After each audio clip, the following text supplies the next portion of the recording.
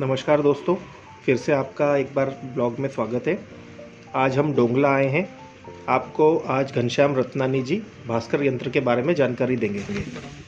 Padmashri doctor विष्णुश्री Wakankar जी स्वयं 1985 में इस स्थान की जिन्होंने खोज की थी यहाँ पर थे और उन्होंने अपने हाथ से ही यहाँ पर एक शिलालेख लगाया था और ये वही स्थान है। और इस स्थान की विशेषता, जैसे मैंने बताया, तो कर्क रेखा यहाँ से निकली है। तो कर्क रेखा के साथ साथ एक और रेखा निकली है जिसको शून्य रेखा कहते हैं। तो ये यंत्र जो है विशेष रूप से केवल यहाँ पर है भास्कर यंत्र, बाकी किसी भी वेधशाला में कहीं पर भी नहीं है। और ये यंत्र यहाँ की विशेषता बताता है।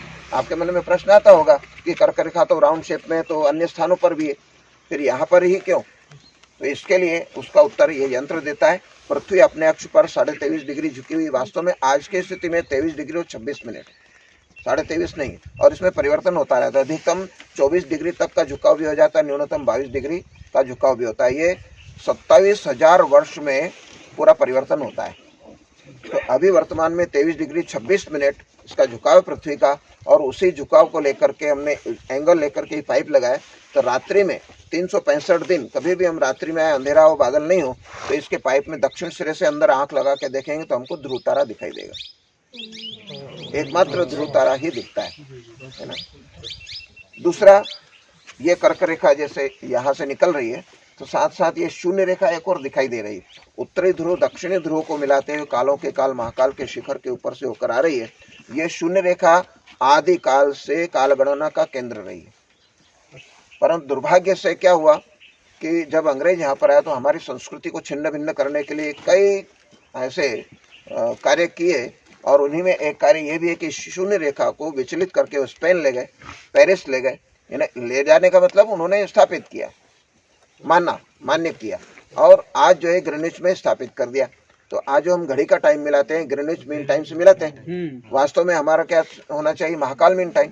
कालों के काल महाकाल तो उज्जैन में विराजित है, और उसी के शिखर से ही शून्य रेखा होकर आ रही है। हमारे ज्योतिषाचार्य भास्कराचार्य जी, जो बहुत बड़े ज्योतिषाचार्य हुए हैं, उन्होंने अपने ग्रंथ सिद्धांत शुरू में लिखा है, यल्लंकोज्जयिनी पुरपरी कुरुक्षेत्रादि देशां स्पृशत सूत्रम मेरुगतम बुधैर्य निगदिता सा मध्य रेखा भुवः। ऐसी रेखा जो उत्तरी ध्रुव दक्षिणी ध्रुव को मिलाती हुई कालों के काल महाकाल के शिखर के ऊपर से होकर आ रही है, उसको शून्य रेखा आदिकाल से मानी जाती रही है और आगे भी मानी जानी चाहिए। परंतु इसको विचलित करके ग्रीनिच में स्थापित कर दिया। तो आज जो 55 डिग्री नॉर्थ में, जहाँ 2-2 महीने के दिन रात होते हैं, बर्फीला प्रदेश है, मानव प्रकृति के अनुकूल कोई वातावरण नहीं, परंतु उन्होंने अपनी शक्ति थी उस समय तो स्थापित कर दिया और हमने मान्य कर लिया। तो वास्तव में होना चाहिए महाकाल मीन टाइम। और आज की स्थिति में हम इसी को फिर से, हमारी जो संस्कृति को स्थापित करने के लिए ये शून्य रेखा है, इसको फिर से स्थापित करने के लिए यहाँ से बहुत बड़ा प्रयास कर रहे हैं, है ना। और देखिए, इसमें एक और बात बताऊं मैं आपको कि उन्होंने भले ही वो ग्रीनिच में स्थापित कर दिया, पर आज इस शून्य रेखा को वो आज भी मानते हैं। उन्होंने एक्सेप्ट इसी को किया हुआ है आज भी। उसका प्रत्यक्ष प्रमाण में बता रहा हूँ कि जब यहाँ पर सूर्योदय होता है, इस रेखा पर सूर्योदय होता है, तब वहाँ पर रात्रि की 12 बजती है और वो दिन बदलते हैं। तो हमारी भारतीय संस्कृति में सूर्योदय से तिथि बदलती है, इसको उन्होंने एक्सेप्ट किया आज भी। और वो रात में 12 बजे तिथि या दिनांक इसीलिए बदलते हैं कि यहाँ पर सूर्योदय होता है। पर हमने क्या करा, उनकी नकल करके हम भी रात को 12 बजे दिनांक बदलने लग गए। तो हमारी भारतीय संस्कृति में प्रातः काल सूर्योदय से दिन बदलना चाहिए। और मैं आप सभी से भी निवेदन करता हूँ, आज से संकल्प करें कि हमारा जन्मदिन, उसको सेलिब्रेशन रात में 12 बजे नहीं करके सूर्योदय के समय करें। ठीक है। वो ज्ञानदीप भाई आखिरी थे जिनका जन्मदिन बन गया।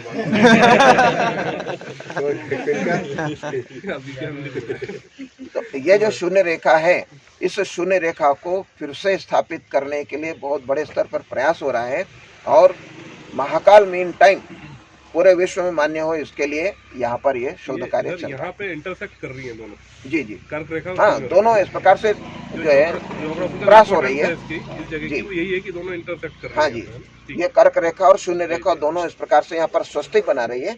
और ये स्वस्तिक होने के कारण पृथ्वी का नाभि केंद्र, उज्जैन को पृथ्वी का नाभि केंद्र इसलिए कहा है। दोनों रेखाएं इस प्रकार से एक दूसरे को क्रॉस कर रही है। अच्छा, ये 1985 में इसका ये प्रोसेस में आ गया था। हाँ जी। हुआ है, लेकिन कितनी गलत बात है। उज्जैन कई लोग रह के आए, कई लोगों को पता नहीं है इस बारे में, इस जगह के बारे में मतलब ढूंढना पड़ा हमें बड़ी मुश्किल। तो इस प्रकार से इस स्थान की यही विशेषता देख करके पद्मश्री डॉक्टर वाकणकर जी ने इसकी खोज की। खोज के समय मेरा भी सौभाग्य है कि मैं उनके साथ में था, और करीब 50 स्थानों पर ऐसे ही जो है, जैसा ये शंकु यंत्र, ऐसे पोर्टेबल शंकु यंत्र बना करके पतरे के, और अन्य घोषणा से लेकर मैपुर और पार्टी जितने भी गाँव सब लोग हमने जो है उसको खोज किया था, और यही स्थान एग्जैक्ट आया। तो 1991 में जाकर के यहाँ पर निर्माण कार्य शुरू हो गया। तो ये स्थान बड़ा महत्वपूर्ण है। और दूसरी बात, भाई लोग जैसे आते हैं बहुत सारे पूछते हैं कि कर्क रेखा आप बताते हैं यहाँ से निकलती है, तो कर्क रेखा दिखाई तो देती नहीं है। तो फिर ये ट्रायंगल हमने बनाया है स्पेशल इसमें, और ये 2 परतों में बीच में से पोला है।